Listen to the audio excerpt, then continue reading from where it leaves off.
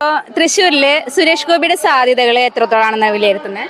തൃശ്ശൂരിൽ പൂർണ്ണ സാധ്യത, മുഴുവൻ സാധ്യതയും സുരേഷ് ഗോപിക്ക് മാത്രമാണ്. മറ്റുള്ളവരുടെയൊക്കെ വെറും തള്ളു മാത്രമാണ്. തൃശ്ശൂരിൽ നിലവിൽ പൊതുജനത്തിൻ്റെ മുഴുവൻ അഭിപ്രായവും അത് ഒരു ജാതീയമായ ഒരു കാഴ്ചപ്പാടുമില്ല. എല്ലാ വിഭാഗത്തിൽപ്പെട്ട ആളുകളും പൂർണ്ണ പിന്തുണ മുഴുവനായും സുരേഷ് ഗോപിക്ക് അർപ്പിച്ചിട്ടുണ്ട്.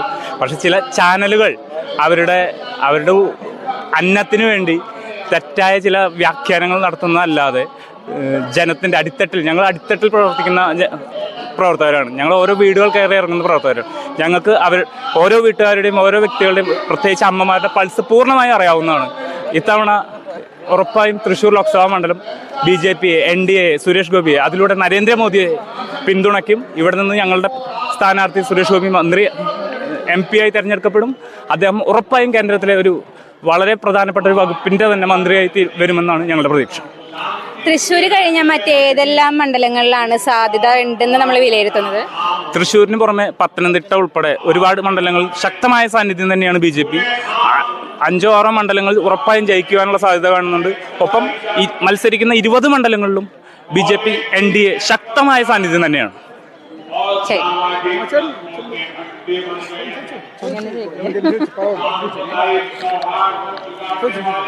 ചേട്ടാ നമസ്കാരം.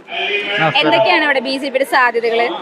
ഇവിടെ ജയിക്കും, ഇവിടെ എല്ലാവരും ജയിക്കാനുള്ളതല്ലേ. ചേട്ടൻ ഏത് മണ്ഡലത്തിലാണ് റെപ്രസെന്റ് ചെയ്യുന്നത്? ഞാൻ BJP ആലത്തൂർ മണ്ഡലത്തിന്റെയാണോ? ആലത്തൂര്. സരസ്വതി ടീച്ചറുടെ സാധ്യതകൾ ജയിക്കും തന്നെയാണോ വിശ്വാസം? എല്ലാ സ്ഥലത്തും ജയിക്കും.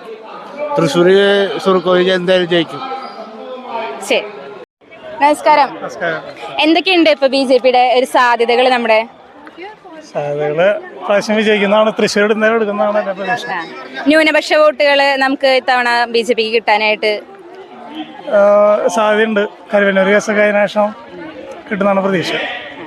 ഇപ്പൊ പ്രധാനമന്ത്രിയുടെ കേരളത്തിലേക്കുള്ള വരവ്, ഇപ്പൊ അദ്ദേഹം തുടർച്ചയായിട്ട് ഇപ്പൊ കേരളത്തിലേക്ക് വന്നുകൊണ്ടിരിക്കുന്നുണ്ട്. അപ്പൊ അതെങ്ങനെ വിലയിരുത്തുന്നു അത്തരം സാഹചര്യങ്ങളെ? അത് കൂടുതൽ സാഹചര്യം ഉണ്ടാക്കി, BJPക്ക് സാഹചര്യങ്ങൾ ഉണ്ടാക്കി കൊടുക്കാനാണ് മന്ത്രിയോട് വരുന്നത്. അത് പോസിറ്റീവായിട്ടുള്ളൊരു മാറ്റം ഉണ്ടാവുന്ന വിചാരിക്കുന്നു. ഇപ്പൊ മണിപ്പൂർ വിഷയം ഭയങ്കരമായിട്ട് കത്തിച്ചുകൊണ്ടിരിക്കുന്നുണ്ട്. അത് ഇവിടെ എന്തെങ്കിലും പ്രാധാന്യം അർഹിക്കുന്ന ഒരു കാര്യമായിട്ട് തോന്നുന്നുണ്ടോ? അതേപറ്റി മണിപ്പൂരിൽ പ്രശ്നം എന്ന് പറഞ്ഞിട്ടുണ്ടെങ്കിൽ ഇവിടെ കേരളത്തിലെ ആൾക്കാരെ വെറും പറ്റിക്കുന്ന പ്രശ്നമാണ്, ഇടതും വലുതും. മണിപ്പൂരിനെ പറഞ്ഞ് കരയുന്നില്ലാണ്ട് യാതൊരു പ്രശ്നവും കേരളത്തിൽ ഉണ്ടാവാൻ പോകുന്നില്ല. ഇവിടുത്തെ ജനങ്ങൾക്ക് അഭിവൃദ്ധിയും കാര്യങ്ങളും ഉണ്ടാവുകയാണ് ചെയ്യും. BJPനെ രക്ഷിച്ചേ കഴിയുള്ളൂ, അത് മാത്രമേ എനിക്ക് പറയുള്ളൂ. എന്തൊക്കെയുണ്ട് നമ്മുടെ ആലത്തൂരിലെ സരസ്വതി ടീച്ചറുടെ സാധ്യതകള്? ഞാൻ ആലത്തൂരല്ല, തൃശ്ശൂരാണ് ജില്ല. മണ്ഡലം പറയാം, ലോക്സഭ തൃശ്ശൂർ മണ്ഡലമാണ്. ഞങ്ങൾക്ക് സുരേഷ് ഗോപിയാണ് ഞങ്ങളുടേത്. എന്തായാലും BJP വരണം കേരളത്തില്. കുറെ നാളായാലും ഇവർക്ക് വോട്ട് ചെയ്യുന്നത്. ഒരു മാറ്റം എന്തായാലും മനുഷ്യന്മാർ ഉൾക്കൊണ്ടിട്ട് അത് ഈ പ്രാവശ്യം നമ്മൾ BJPനെ ജയിപ്പിച്ചിട്ട് അത് നമ്മൾ വിചാരിച്ച മാതിരി ആൾ ചെയ്യുന്നില്ലെങ്കിൽ മാറ്റി ചെയ്തോട്ടെ. സുരേഷ് ഗോപി എന്ന ആ മനുഷ്യനെ എന്തോരം ഇവര് കുറ്റം പറയുന്നു. ആൾ ചെയ്തിട്ടുള്ള നന്മകൾ മാത്രം നമ്മൾ ഉൾക്കൊള്ളുക.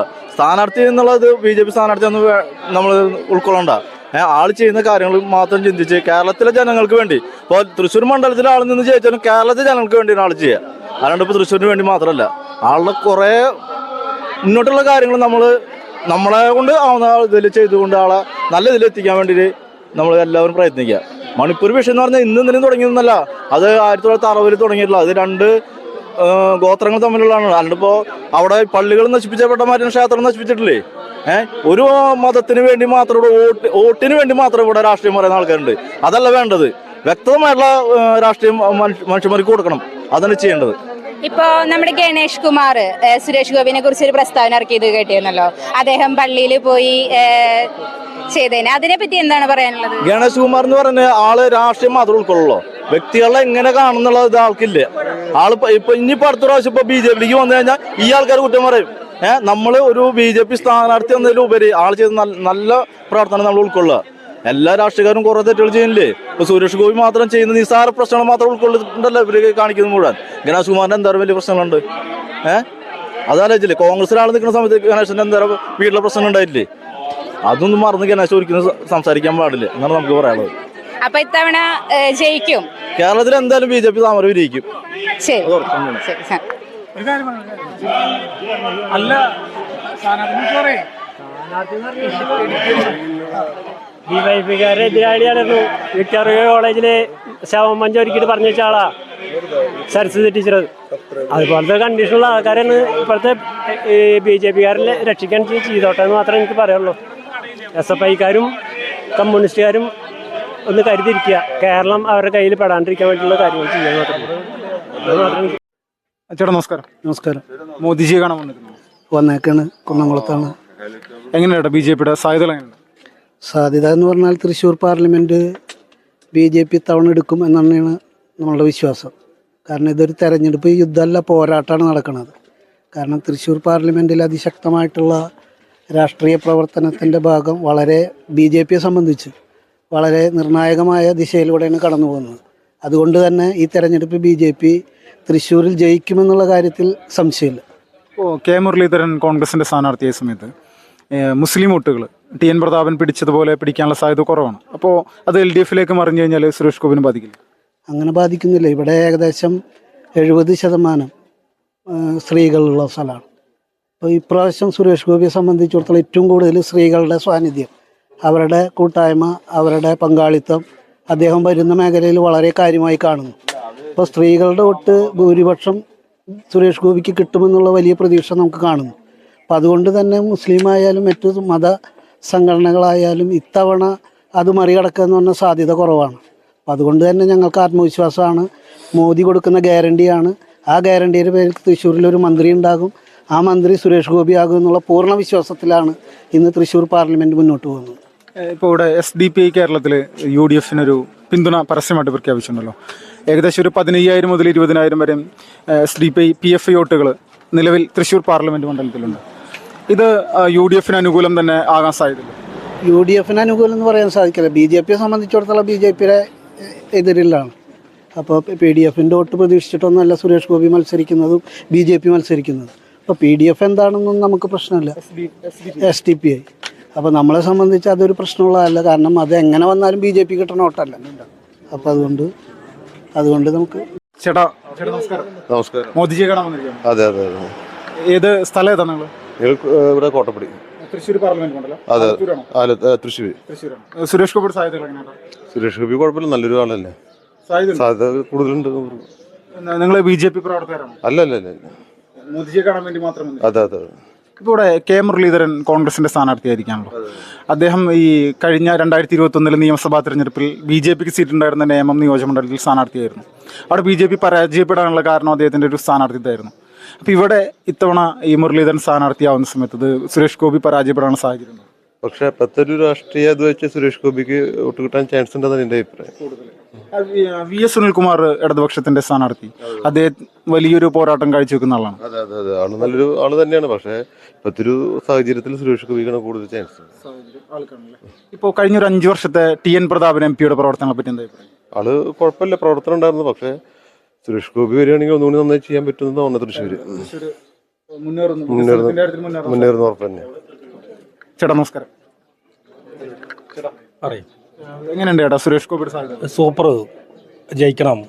എന്നാൽ തൃശ്ശൂർ നന്നാവും, പിന്നെ കുന്നങ്ങളും ഉഷാറാവും.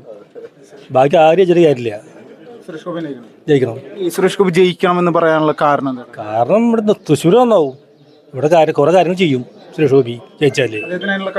അത് കഴിവൊക്കെ ഉണ്ട്. കേന്ദ്രമന്ത്രിയാവും ജയിച്ചാലേ. തൃശ്ശൂർ പൊടി പൊടിക്കും.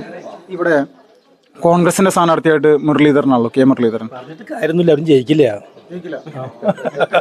ഇപ്പോൾ ഈ K. മുരളീധരൻ ഇവിടെ സ്ഥാനാർത്ഥിയാവുന്ന സമയത്ത് ഒരു പ്രശ്നമുണ്ടല്ലോ. TN പ്രതാപൻ ഈ തൃശ്ശൂർ പാർലമെന്റ് മണ്ഡലത്തിലെ മുസ്ലിം വോട്ടുകൾ വലിയ രീതിയിൽ നേടിയിരുന്നതാണ്. അല്ല, ആ മുസ്ലിം വോട്ടുകൾ ഇടതുപക്ഷത്തിലേക്ക് പോയി കഴിഞ്ഞാൽ സുരേഷ് ഗോപി പരാജയപ്പെടാനുള്ള സാധ്യത? സുരേഷ് ഗോപി ഒരിക്കലും പരാജയപ്പെടില്ല. ആ രീതിയിലാണ്. അങ്ങനെ ആ രീതിയാണ്. പുള്ളി ജയിക്കണം. അവിടെ ജയിച്ചാൽ കുന്നോളൊക്കെ നന്നാവും. അത്ര സൂപ്പർ തന്നെയാണ്. അതെ, ബാക്കി ആരും എതിരെ കാര്യമൊന്നുമില്ല. രാഷ്ട്രീയം പറഞ്ഞേ നന്നാവും, നമ്മുടെ നാട് നന്നാവും. ഈ തൃശ്ശൂർ ജില്ല. ചേട്ടാ നമസ്കാരം. ചേട്ടാ നമസ്കാരം. എങ്ങനെയുണ്ട് ചേട്ടാ ഇലക്ഷന്റെ പ്രചരണ പ്രവർത്തനങ്ങൾ? നന്നായി പോകുന്നു. BJP-യുടെ സാധ്യതകൾ എങ്ങനെ? BJP-യുടെ ഇപ്രാവശ്യം അവർ പ്രതീക്ഷിക്കുന്നുണ്ട്. 10 കൂടുതൽ കിട്ടുന്നുള്ള പ്രതീക്ഷയിലാണ് അവർ തെരഞ്ഞെടുപ്പിന് ഫേസ് ചെയ്യുന്നത്. ഇപ്പോൾ ഈ സുരേഷ് ഗോപിയുടെ സാധ്യതകൾ എങ്ങനെയാണ്?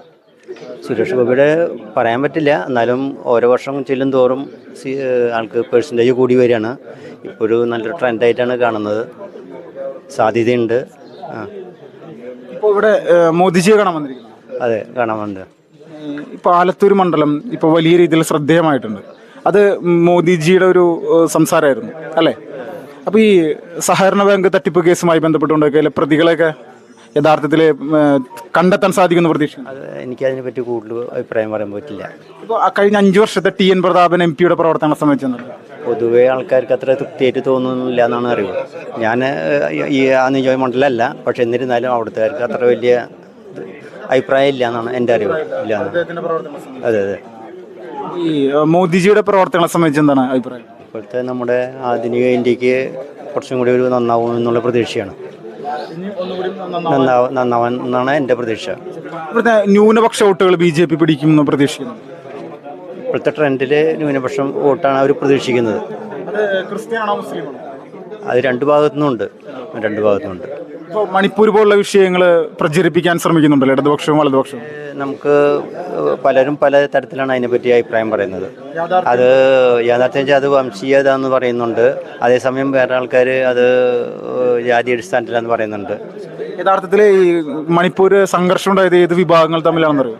എക്സാക്റ്റ് എനിക്കറിയില്ല. ചേട്ടാ നമസ്കാരം.